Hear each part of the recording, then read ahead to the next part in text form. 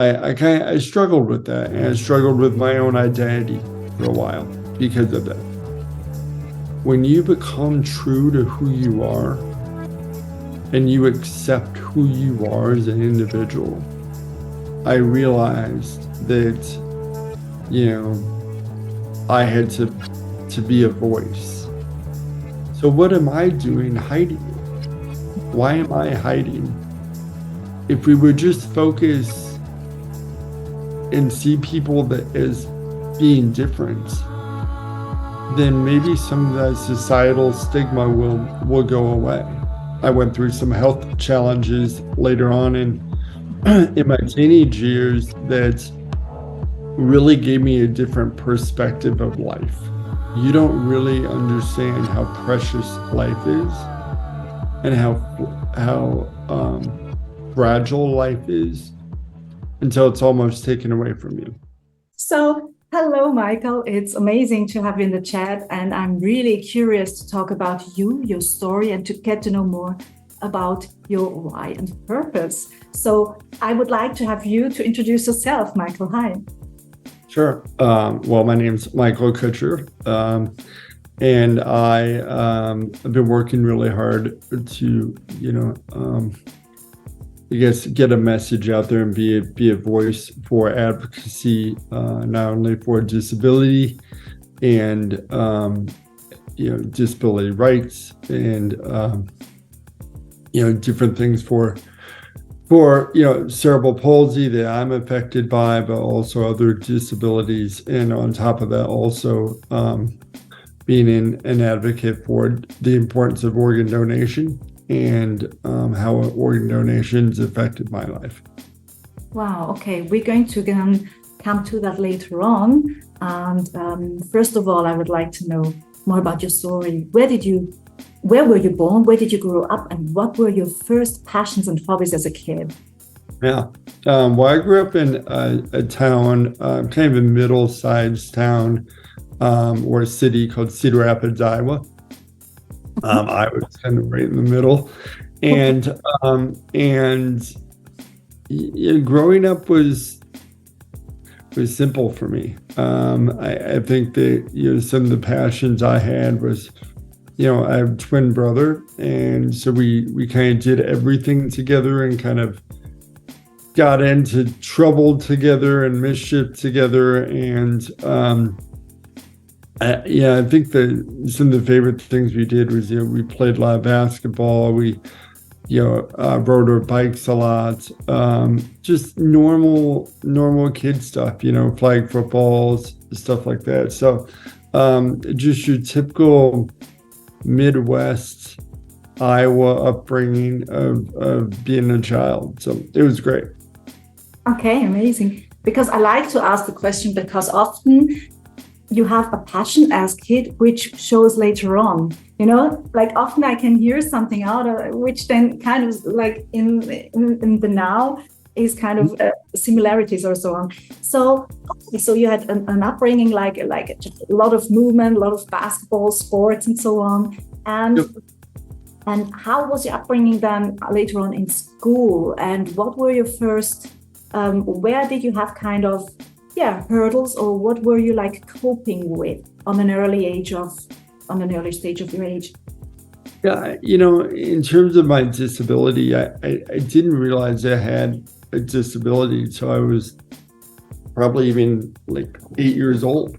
And, it was really because my family didn't treat me like I had a disability, because I have a brother and a sister, and it was all inclusive, and no one really pointed that out to me until I discovered it later on in my years.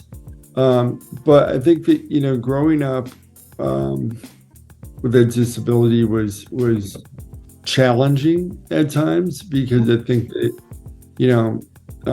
kids can have a different view of people with disabilities, and, they really don't know how to react, and there's a lot of bullying that goes on. And I think that we see that today as well, with bullying children. And I think that that impacted my life. It wasn't major, but it was enough to impact my life. And so those were some of the difficult challenges that I had growing up with a disability. Now, if you see me kind of, in every day-to-day life, you probably wouldn't think that I'm an individual with a disability. I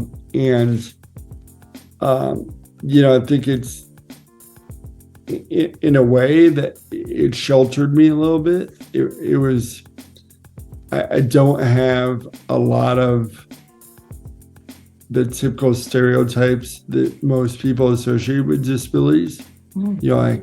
I can walk fine. I have most mobility with my fine motor skills. But there are different things like my hearing. I have a hearing loss. I have a speech impediment, and it affects my eyesight as well. Okay, so that's also your basketball and all the sports things were great and amazing. I mean, most of them they were easy. Well, I wouldn't say easy because I had some challenges associated with it. But overall, I was able to keep up for the most part. But I think the playground was probably the most challenging part about growing up and being bullied by other kids. Yes, I know that myself. So it's really, and probably you even more, right? Because as soon as you're not part of the group, kind of the same like everybody else, it's going to be a hard one on you. So how was that impacting you later on? Because most parts or most experience one has as a child kind of also has an impact later on. So how did you cope? And then later on, where did you see okay, that's kind of a childhood thing? Yeah, I think that I coped because I had a brother that stood up for me, and a brother that kind of helped me through those challenges, and took me under his wing and just said, "Hey, we're not going to allow this to happen," and he's my brother, right? Don't treat him that way. Yeah, and I think that's really what kind of kept me going through it all. And I wish that everyone had a big brother like mine. And I, in later years, as I got older with my cerebral palsy, as I mentioned, my functionality is there. There's a lot of things that I did to hide my disability. Oh, okay. Because I didn't want the social kind of aspects to come out. So I got contacts and I stopped wearing a hearing aid, and I would try to walk a little bit differently, and do different things so people wouldn't think that I had disability. And I wouldn't tell people that I had disability, because I wanted to keep it private, because I was afraid of what societal views would come with that. As I got older, would my employer, as I got a job, would my employer think that I could do my job because I had a disability? And then there's also, as you start dating and get into the dating life, would someone accept me for having a disability? So I struggled with that, and I struggled with my own identity for a while because of that. Yeah. Wow. Yeah. I just thought about it. Yes, if you hide something, because if you hide parts of yourself, then someone else does not have possibility to get to know you in full, right? So if it's a boss, or if it's like a dating, the dating scene, or wherever you go, like with friends and so on. So, and I mean, how did you do that? You have to be a really good actor to do that, because in order to play someone, it's always like. Yeah, I mean, I don't think it took a lot. Um, but it's still not, it's not being true to who you are. If you yourself know that you're hiding this, then you're not being true to who you are.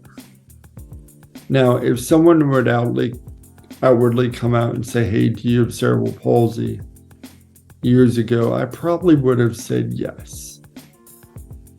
But I'm not going to go out of my way to advocate for it, to tell people that I struggled in my childhood with bullying because I had cerebral palsy. I'm going to leave that portion out of my life. And people don't know any different. But for me, if I'm not accepting it and accepting who I am, then I'm not being true to who I am. I love that, really. And that's one, by the way, we could use that also as a giveaway. So like a tip or a thing. Why is it important to be true to yourself? What I'm learning and what I have learned over the years is, when just speaking from my own personal opinion and my own personal experiences, when you become true to who you are and you accept who you are as an individual, then life opens up. Happiness starts. There's no more judgment. There's no more fear. And you may not think that you have all of that, but subconsciously you do. So I think it brings more opportunities. For example, if I would have never shared my disability, I wouldn't be advocating. I wouldn't be helping other people. I wouldn't be a keynote speaker. I probably wouldn't have wrote my book. All of that came from me accepting who I was. That's beautiful, Michael. I heart for that, because that's really, that's amazing. And I would wish for everybody to, for all the people, it doesn't matter like if you got a disability or not, whatever. It's just inclusive, just being you, doing you. And it's vulnerability. I think it's very difficult to be vulnerable in the world that we live in. Right. And I think that once we open up and we start being more vulnerable, then, I feel that more good comes from it. That's beautiful. So what I've heard was like, also Keynote, because you said like, you have like problems with it or have problems. Oh no, first I would like to start off. When was the point where you thought like, no more hiding? I'm done with hiding. I'm now doing me. Yeah. I met a little girl. A little girl, she's 5 years old, and she had cerebral palsy as well. But she had a different severity of the disability. Okay. And so much that she couldn't walk without a gait walker. She couldn't, speak. She had to use a machine to speak. And she had difficulties, feeding herself, and she had definitely a more severe form of cerebral palsy than the one that I live with. Yeah. And that was an eye-opener for me. And I realized that, I had to be a voice, that I had to stand up and I had the ability to, get the message out there and advocate for disabilities and cerebral palsy And I needed to fulfill that. And it was really my purpose to do so. And I often say that little girl didn't have the abilities that you and I may have. Yeah. But she had the ability to inspire me, and she inspired me to, stand up and fight for others. That's amazing. Yeah, that's very impactful. So what is, so she inspired you, and in that moment when you were in touch with her, speaking with her, did you have that spark in your, in you, it's like, oh my goodness, there is something. I had guilt, I had guilt that here's a beautiful young girl that's, that has these obstacles, and she's okay with showing that she has a disability. She has no ability to hide it. Oh. So what am I doing hiding it? Why am I hiding my own disability? Yeah. And then came your purpose and turning something into a superpower, right? I always say it's superpower. It's it is powerful. It's, the ability to inspire people. And,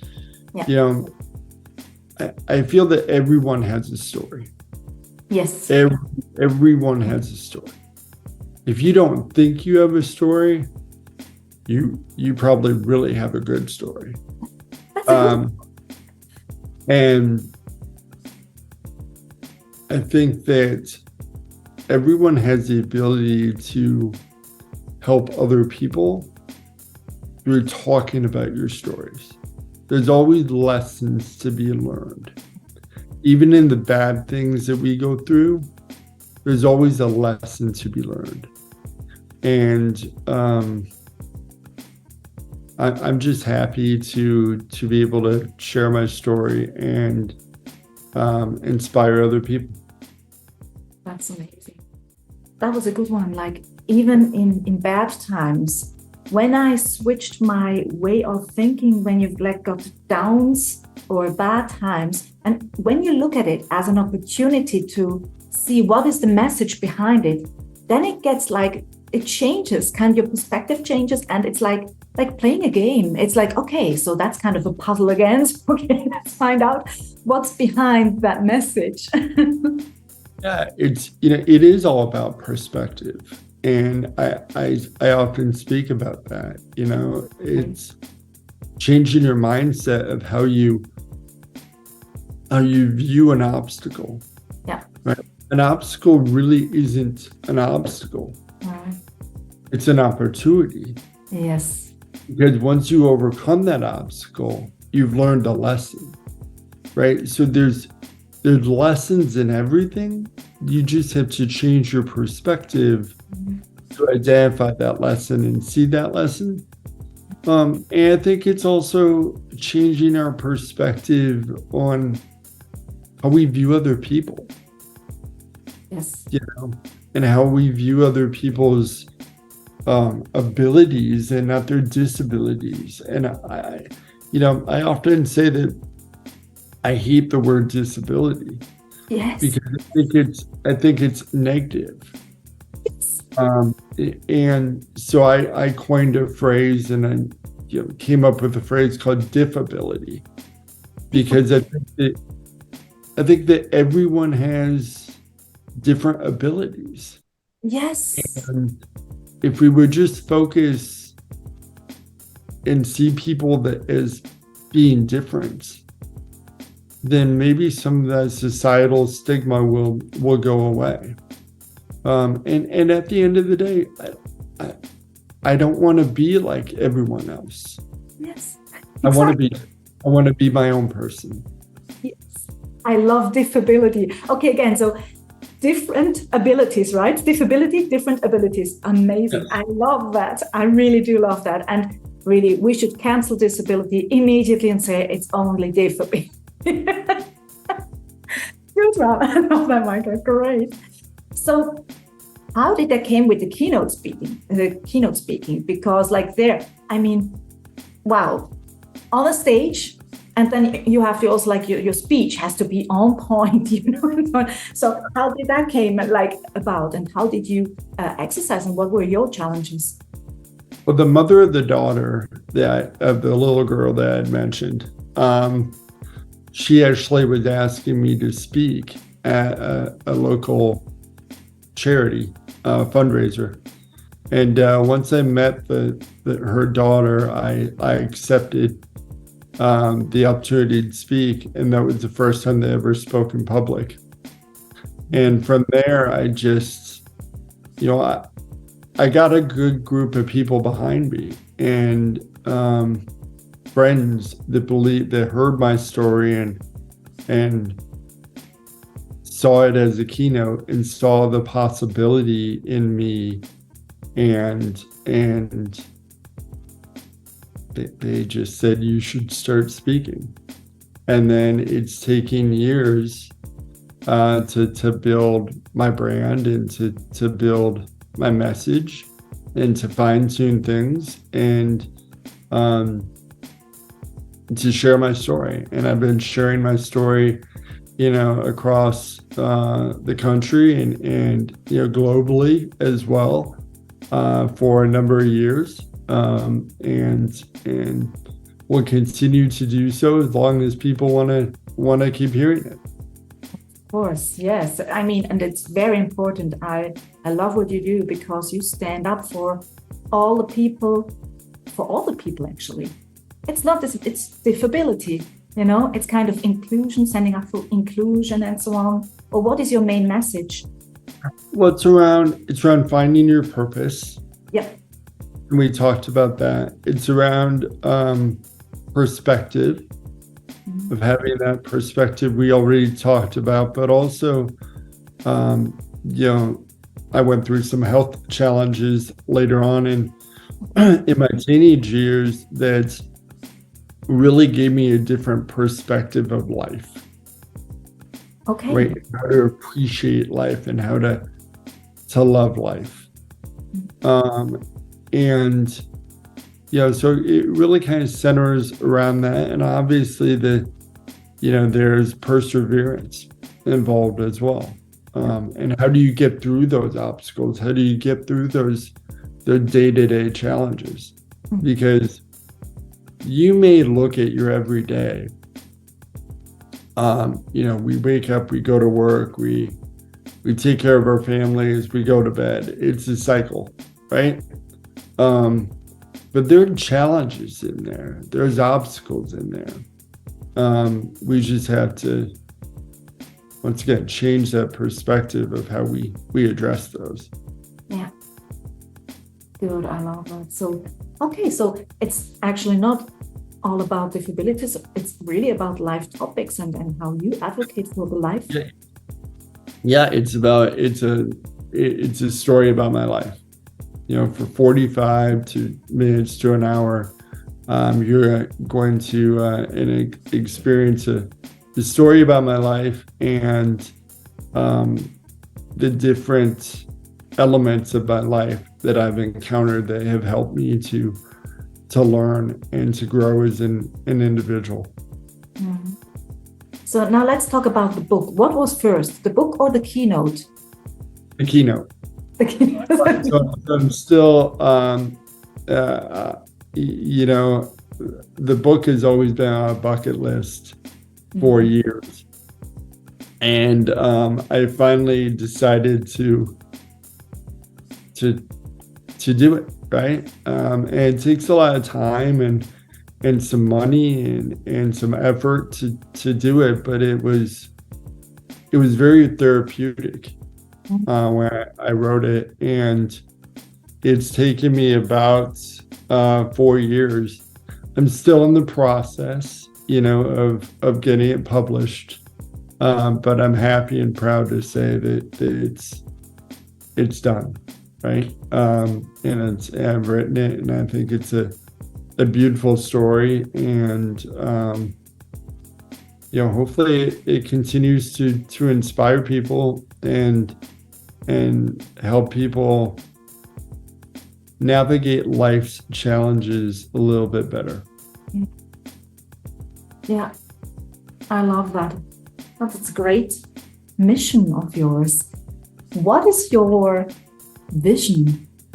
Have you got like a long-term vision? Like a vision is like, okay, that's me in 5 or 10 years or even more.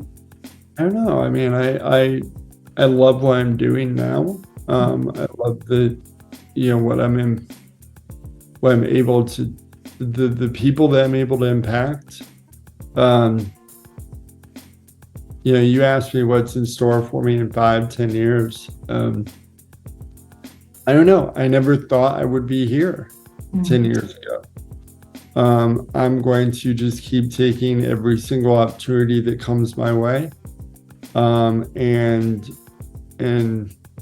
hoping for the best and exploring opportunities.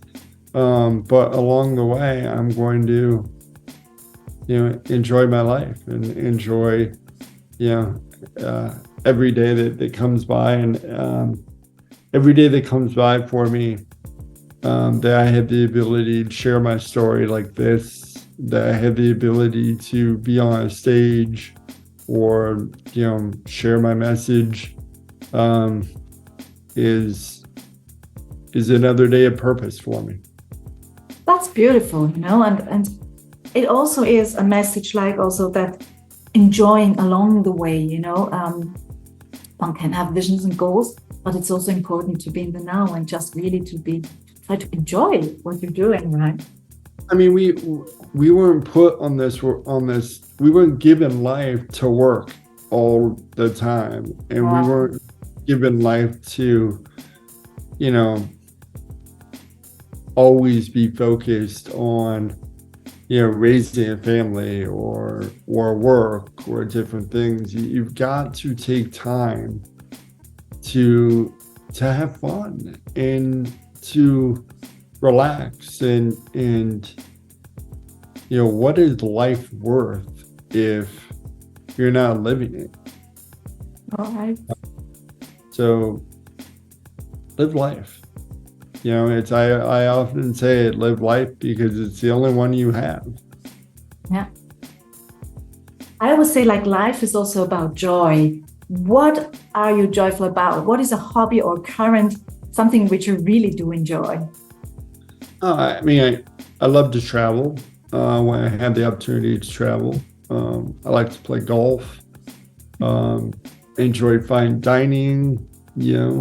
Spending time with friends and family. I like music, so just kind of everything. I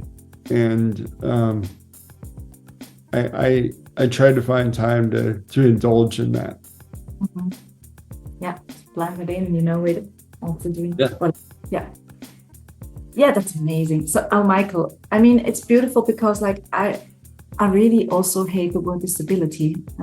I thought like, is that, and it's good to hear from you that it's also like for you a word where you say like, no, that's not necessary, because it's really, we all have our story and our packages and so on. So Diffability is really a great one. So is that also your brand now, Diffability? It's part of it. I mean, I trademarked it and everything, and it's part of that brand. And I think that, brand can encompass a lot of things.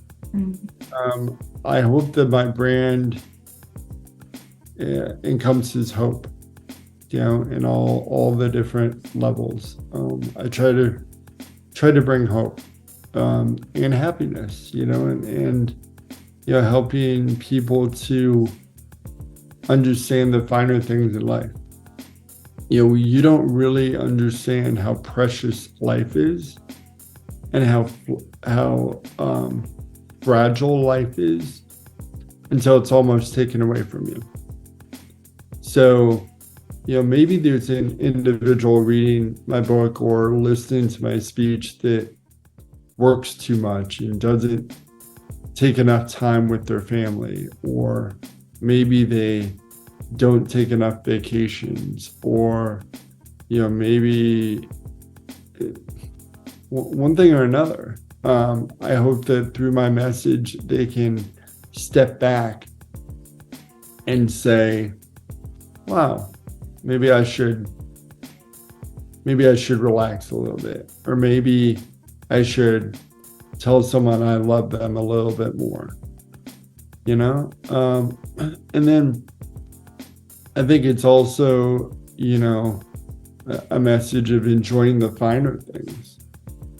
A lot of times we take the sunshine for granted, or we take the rain for granted. We take the birds for granted. And I think it's just opening people's eyes and giving them a different perspective of the world and the world around them. That's beautiful, Michael, because I always say, like, I really enjoy hearing the birds or even the sun. I will never have enough of it. Mm-hmm. Michael, where can people find you and get in touch with your keynotes and so on? So where do they know, like, your agenda and your work and so on?